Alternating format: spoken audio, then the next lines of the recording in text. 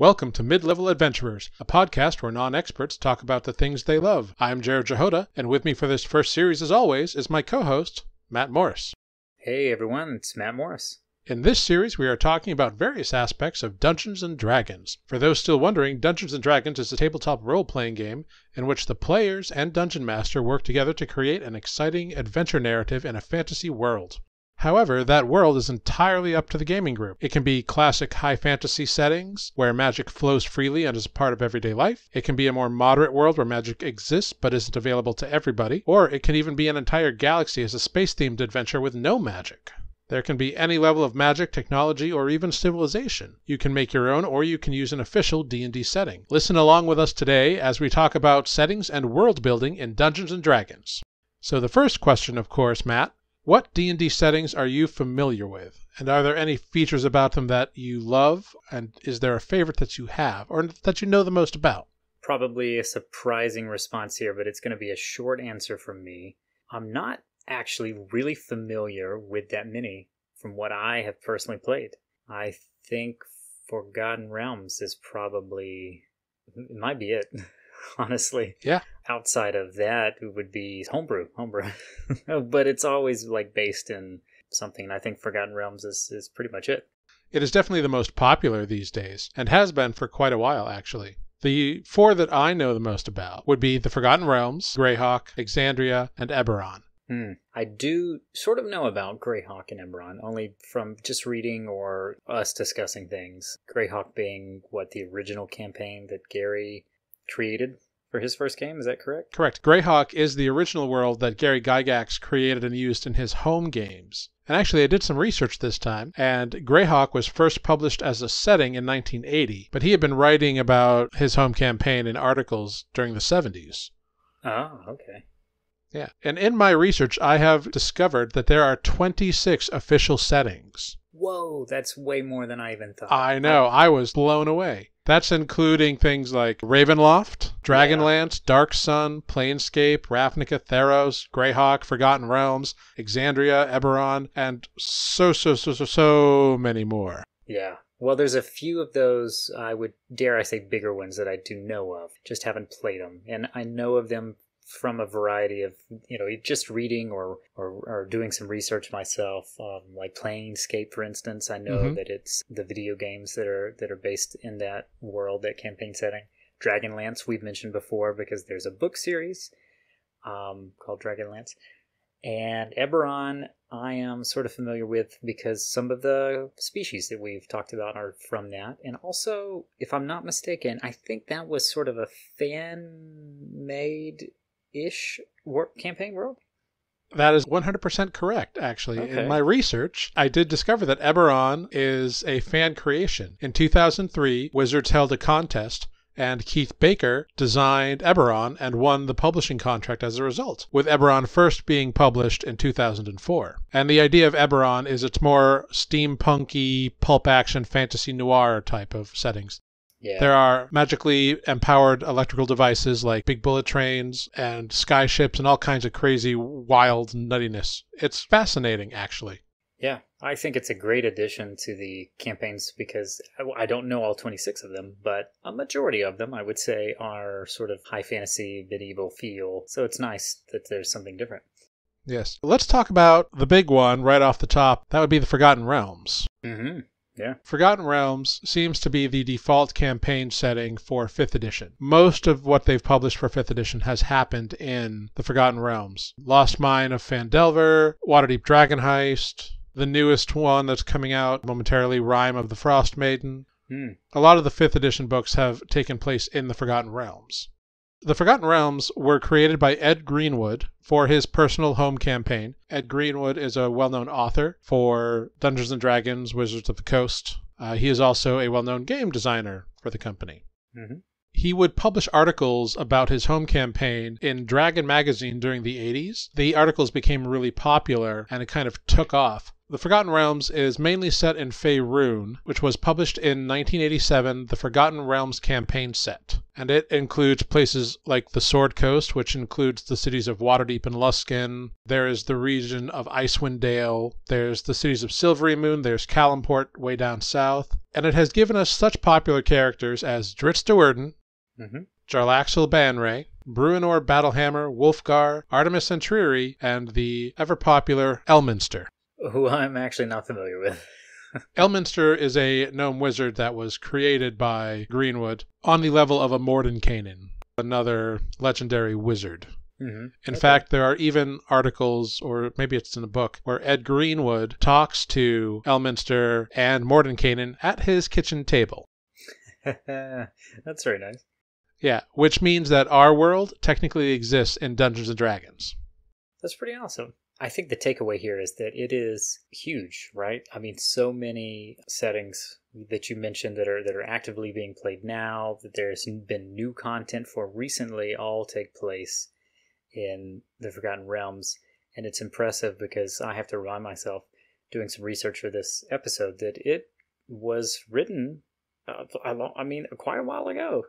Yes. And it's been active for so long. So it's impressive that it's still one of the main campaign settings. Yeah, one of the interesting things about official D&D settings, you have Greyhawk, which debuted in the early 80s, late 70s via Gygax himself. And Greyhawk was actually the default setting for 3rd edition and 3.5, which is where I came in. So it's like the first world that I learned about, so that's why I know a little bit more about it. Yeah. However, Forgotten Realms came in the late 80s, and along the way we got Planescape, we got Dragonlance, we got Dark Sun. We got all these other big popular ones. However, then in 2003, when we got Eberron, that was the last world that was added for a very long time. Until this year, actually, when Exandria finally became an official member of the D&D cosmos. Nice. As a result of its popularity in Critical Role, Matt Mercer worked with Wizards of the Coast and a variety of other writers and game designers and developers to birth his brain baby out into official D&D content. He had already actually created another campaign guide during the first campaign for the continent of Tal'Dorei on Exandria. Okay. But that was done with Green Ronin Publishing, and so not technically an official D&D source. Sure. However, Explorer's Guide to Wildemount brings Wildemount and therefore Exandria and therefore Tal'Dorei and therefore all of Critical Role into the D&D cosmology. Which is pretty awesome. I mean, the ultimate homebrew when you can go from like a little campaign that you made and then now it's official. In that same, aspect, the 2003 edition Eberron, I mean, that's super cool. That's what a claim to fame to be like the guy that's like, yeah, they picked my campaign setting. Yeah, I cannot imagine. And Matt Mercer has gone on record as saying, he still cannot believe that something he created is now officially a part of the game that meant so much to him. That's pretty incredible. I mean, sure, as a fan and a longtime player, that has to be like an ultimate dream come true. And you know what, though? I think Matt would, I think he's a very humble guy from everything I've seen. And I think he would admit he hasn't done this alone. Obviously, he had a lot of contributures, right, that helped him. Oh yeah, he had help, he had writers. He was the main creative force for it, but he had people helping him balance certain monsters or restructuring wording to fit within the Wizard's format of how the books are presented and that sort of thing. Right. Still his brainchild, though. That's awesome. Oh, 100%. Yeah. If you are a fan of Critical Role, there are definitely spoilers and fun little Easter eggs littered throughout the book. Oh, that's good. I like that. I'm going to touch back on something you mentioned earlier. You were going through some of the other campaign settings, and there's a couple of the bigger ones that I have not played yet, but I would really like to. I kind of wanted to bring them up. One of them is Dark Sun. Yes, Dark Sun is really interesting because it is a world without gods. Yeah. And like using magic has massive consequences, if I'm not mistaken, right? Yeah, and clerics don't get power from gods, as we said. They get it from elemental sources. Oh, yeah. It's the way I've kind of seen it described. It's sort of like if D&D took place in a sort of Mad Max apocalyptic world. Now, I don't mean they're driving cars. I just mean that sort of wasteland of something terrible has destroyed the world. Mm-hmm. Remnants and bands of people have formed little tribes. Yeah, it is very post-apocalyptic. Yeah. So that would be awesome to play one day. That strikes my fancy. And what's the other one? Ravenloft? Because it is also very thematic, right? Oh yeah, Ravenloft is a dream setting for me personally because I'm a big, vampire goth fan. Mm-hmm. Yeah. And Ravenloft is so cool. It's a gothic horror setting that came out originally in AD&D. Oh, okay. It's kind of like a Victorian Europe era kind of time. Yeah. The ruler of Ravenloft is Strahd von Zarovich. And he is like an immortal vampire. Some people claim he's the first vampire. Mm-hmm. He's super powerful and super, super scary. I can't really pick a favorite amongst these, having only really played one. But if I could pick like a top two that I want to do next, I think it would be those two. Yeah, I would love to either play or run a Ravenloft game. And actually, Wizards is re-releasing the 5th edition Ravenloft campaign setting because the Vistani were stereotypes of the Romani people, so they've changed a few things about that to make it less offensive. Okay.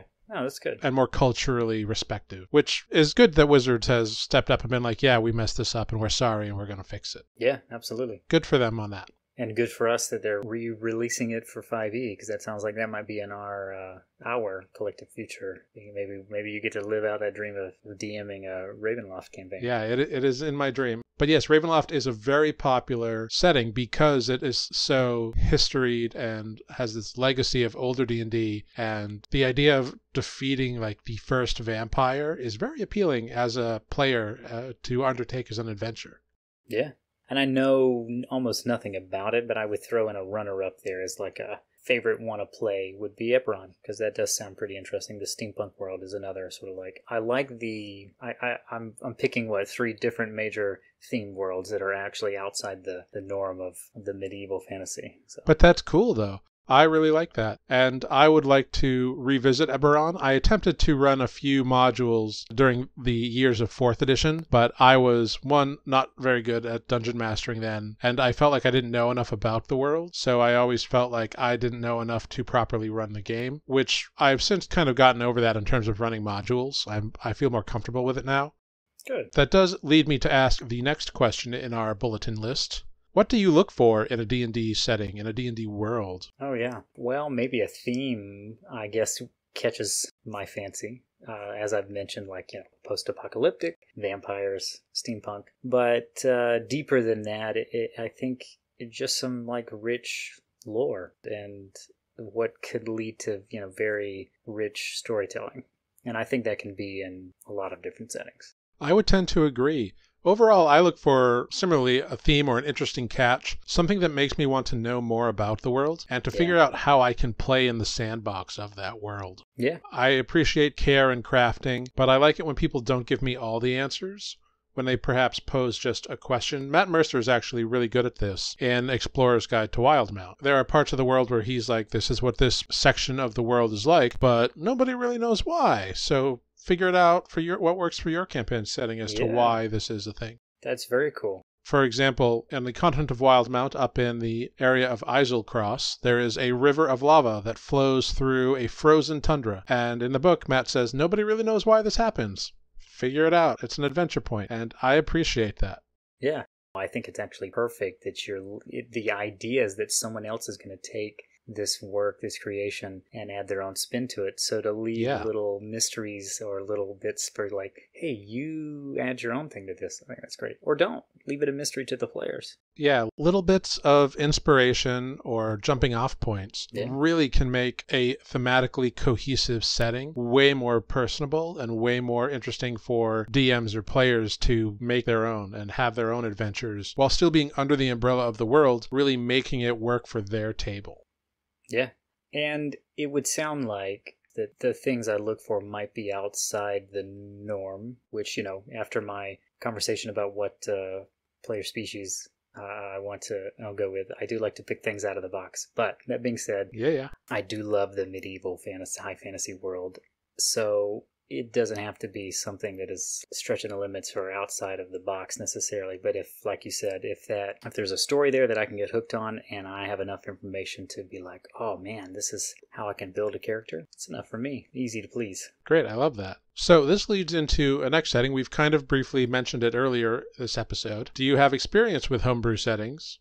What is your experience with those and how do you like them? Because I'll be honest right now, I prefer to run games in my own homebrew world. Mm-hmm. The main one I have created, which you are part of a group that is playing in it on our Twitch stream, is a world called Newly. And that's what we feature on Newly Forged, which is our Twitch stream. Mm-hmm. I also use it as the setting for my home game that I've been playing for years with my friends, just in a different area of time. And I love a good homebrew world because they can be so wild and fun. Oh, yeah. And I love the one that I've created because I started really small and went macro in like no time. But I left lots of holes to fill, so I never feel pigeonholed into it. Whereas I feel if you're running a campaign setting, sometimes you can feel like you have to really cram or force decisions that your players make into that world in order to keep the campaign going without them just being arrested or destroyed by a big threat that lives in that world. You know what I mean? Yeah, definitely. Yeah, no, I think you make a good point there with the sort of like holes you've left in yours. Maybe holes not the right word, but opportunities. Left yourself opportunities to go back and revisit, because Newly Forged, this version of it is taking, like you said, taking place in a different time period than your home game, which I think is really cool. Yes, about 4,000 years earlier. Which is so cool, like I would love to just be a fly on the wall or watch at some point your home campaign to see how it compares. But back to the question, I've had 2 experiences so far, Newly Forged being one, which I think is great because it's something new. I mean, it's a unique experience, right? That we're only going to get to sort of experience this world that you've created in this way you're presenting it, and it's not like going to a module or a pre-existed world. So that's cool. Yeah, you can't Google any of the secrets.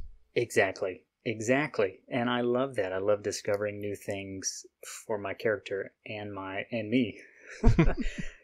And I had the campaign that I'm playing in as a Dragonborn. The DM for that was sort of getting back, dusting off his manuals and getting back into DMing, and decided to do a kind of a hybrid, I guess.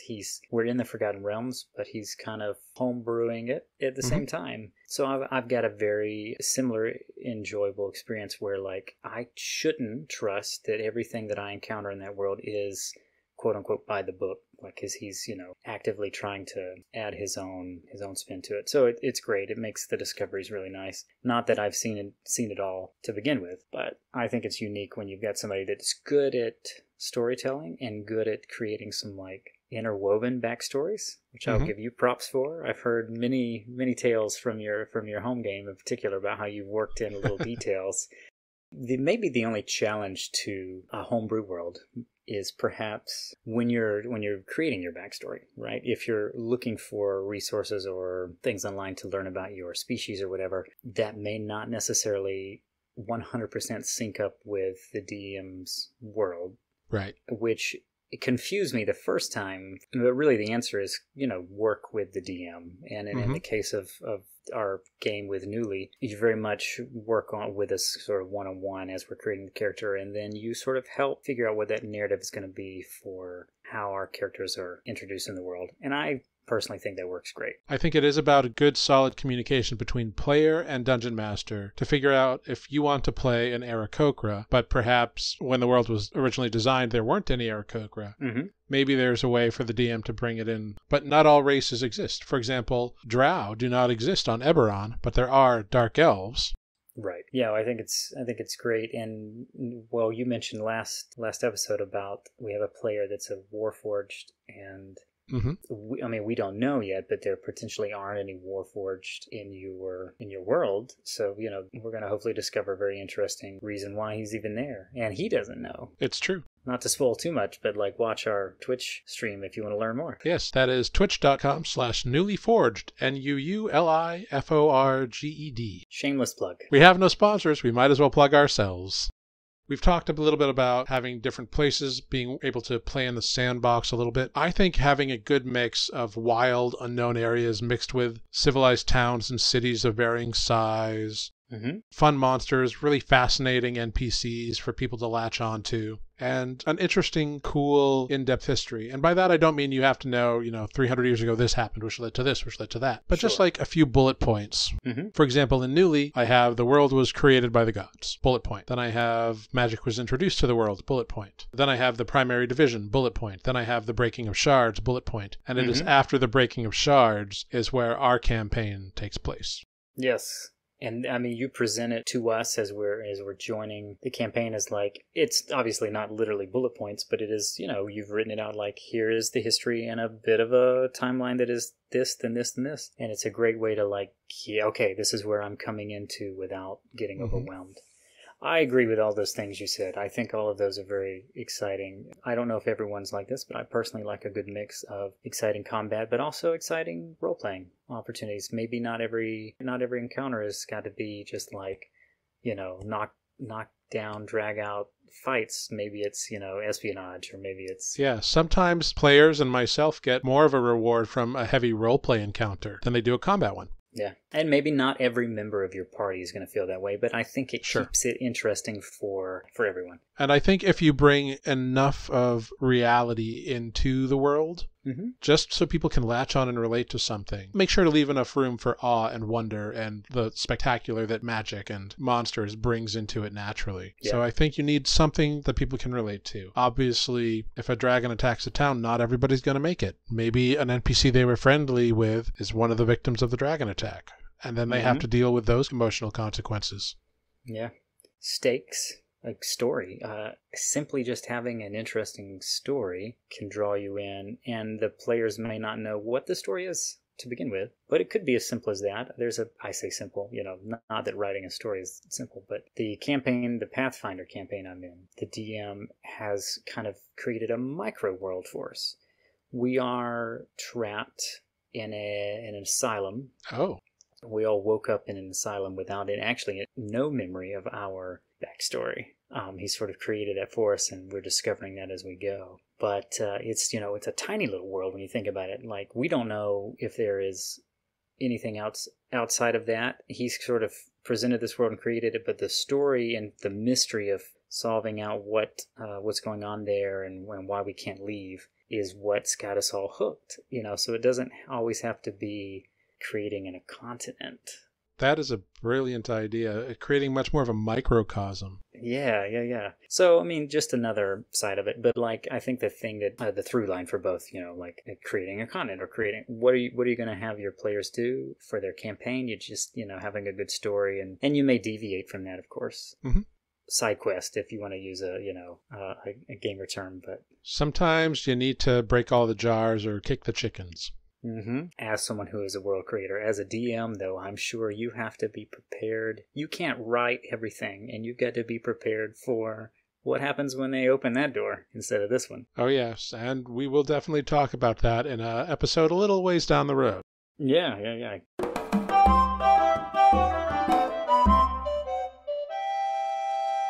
A fun little segment we have here on Mid-Level Adventurers is our Tavern Corner, where we ask the ubiquitous question, what are we imbibing tonight? So, Matt, what are you imbibing this evening? I'm still in Georgia for this, and I've been trying to drink local Georgia beers, so I got another one tonight. I am drinking Alpha Abstraction is the name of it.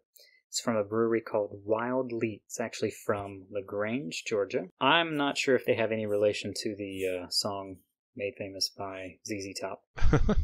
But what's interesting about this has two names. It's Alpha the 13th. So basically, the Alpha beer is an IPA, a double IPA, and I think every version they just mix it up a little bit. Maybe it's a different hop, maybe it's a different style, whatever. So this particular one is number 13, and the can is all, the font and everything is like Friday the 13th. It's very fun. Very cool. Made with Sabro hops, if you're a super beer nerd. I don't actually know what that is. And it's got a fun little quote from Sir Mix-a-Lot. Oh, does it? Yeah, on the can it says, I want them real thick and juicy, so find that juicy double. That is from the seminal classic, I Like Big Butts, and I cannot lie. Apparently I don't know the lyrics well enough. But yeah, that's what I'm imbibing. It's delicious, by the way. Juicy, citrusy. I like it. hoppy. Jared's going to have a hard time editing this later because I play with the cans every time I'm talking about the can art, so my apologies. It's all right. Art can be tactile, too. It's fine. Yeah. I need you to hear the can so you can see the can. Exactly. What are you imbibing tonight, sir? Tonight I went for something more in my wheelhouse, but I have not had before. It is a Bell's Bohemian Pilsner. Oh, okay. It's from Michigan, Great Lakes area. Nice. But it's surprisingly nice. I wasn't expecting it to be so clean. I was kind of expecting it to be maybe a little more hoppy. Yeah. But it's really crisp and refreshing. The U.S. does like to sort of play with the tried and true Pilsner recipes sometimes, don't they? It does, and I've had hopped Pilsners that I didn't know were going to be hopped and been very surprised by them when I took a big swig. If you're expecting a Pilsner, it's kind of an unpleasant surprise, I'm sure. This Bohemian Pilsner of Bell's is not aggressive. It's very light. It's very clean. It tastes almost like a classic German Pilsner. Very nice. I'd get behind that. Yeah. And Bell's is good. I've had several stuff from Bell's. I find them a lot when I'm out. I do some work in Minnesota. Mm-hmm. Which is not necessarily close. I mean, it's closer than... Close-ish, yeah. But, they're good at all styles. From dark to light. Yeah, and the can has this little map of the Great Lakes on it, which is very amusing, and all these, nautical and naturalistic kind of sports available on the Great Lakes. And I believe their catchphrase or their slogan is the lager of the lakes. It's on the can, which was kind of confusing because I was like, wait, is it a Pilsner or a lager? But I think it's just kind of the company logo, lager of the lakes. Well, it's funny you say that because all Pilsners are lagers, but not all lagers are Pilsners. Also true. Well, it sounds like a good beer. I'm enjoying mine. Yeah, I think we are both very happy with where we ended up tonight. Yeah, definitely.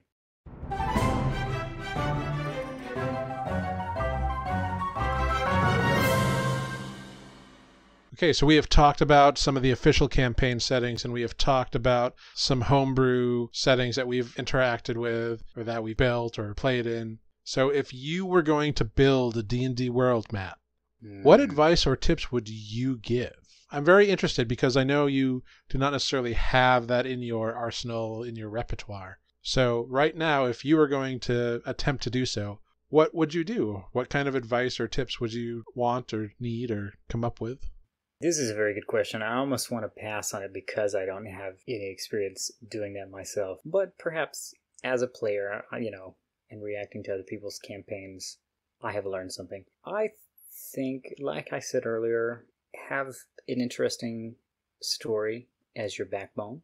It doesn't have to be a novel or a masterpiece, but just something that, leaves maybe little cliffhangers, or there's a mystery to solve, or something that just makes the players excited for what's going to happen next week. Mm-hmm. And fun monsters. Yeah. Fun monsters, and maybe they're also connected to really fun geography. Go for it.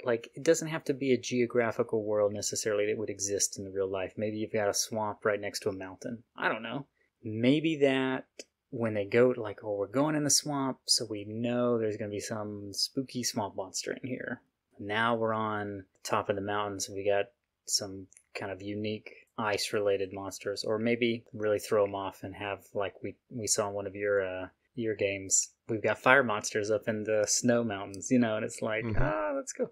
So interesting monsters, interesting landscapes, and maybe tying the two together. That might be all I have. I'm very interested to hear what you've got, because it's you've been doing this a while, so.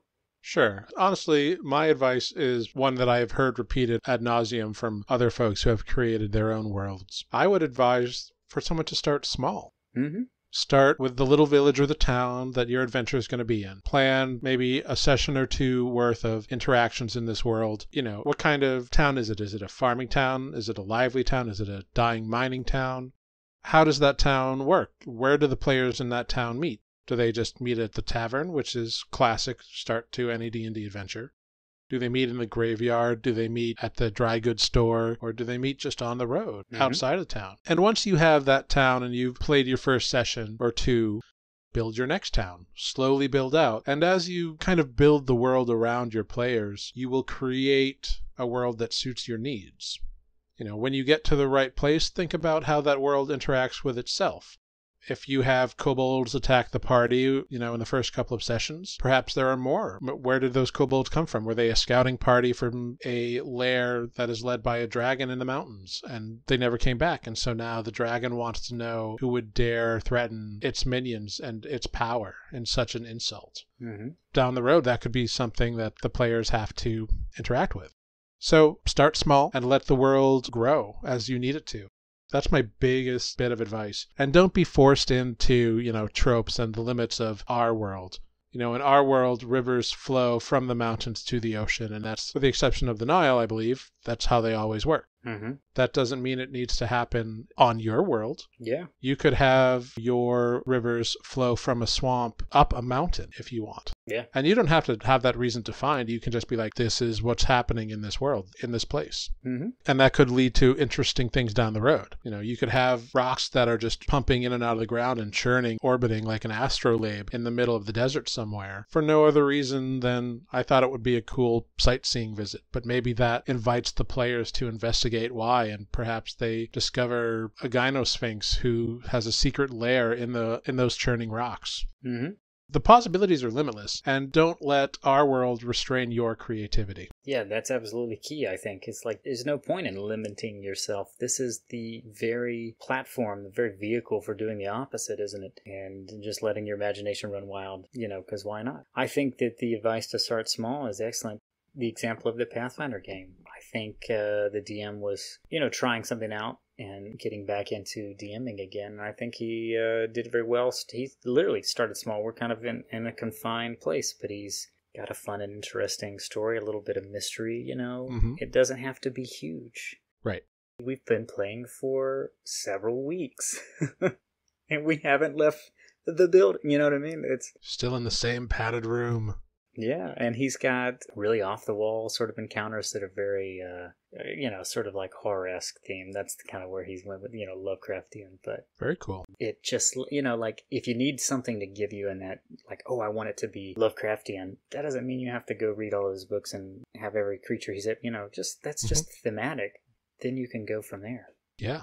Well, that was a very rewarding conversation about D&D settings and world building. Matt, do you have any final thoughts on either settings that you like or world building in general that you would like to throw to our lovely audience? I would love to hear if you do, because I'm sure you have enough information for a whole other episode. Well, I wouldn't go that far, but I will say this. Whether you play in the Forgotten Realms or Greyhawk or Exandria or Dark Sun, or you make up your own setting, have fun with it. Don't be restrained. I used to worry back when I would DM in 4th edition that because I didn't know enough of the world of the module, I would be doing a disservice to the players by running that module. Don't worry about that. Run the module as makes sense for you and your players. Change what you need to change. Just like the rule book, the module is there to be guidelines and give you inspiration. And maybe you weave in things from third-party sources or other official materials. Make it work for you, make it work for your players. The point of this game is to have fun together and build an experience that you all enjoy. Yeah, absolutely. So that is my final thought about settings or world buildings. Pick one you like, pick one your friends like, and just go with it. Have fun. Yeah, absolutely. That's the name of the game. If I add one thing, it would be just have feedback for each other, DM to players and vice versa. And I think that you'll learn a lot from each other and what to do to make future adventures better. Well, thank you all for joining us on this adventure. Please join us next time when we talk about what resources we like to use in order to play D&D. Remember to check out our friend and the composer of all the music used on Mid-Level Adventurers, John D. Ivey, on SoundCloud.com.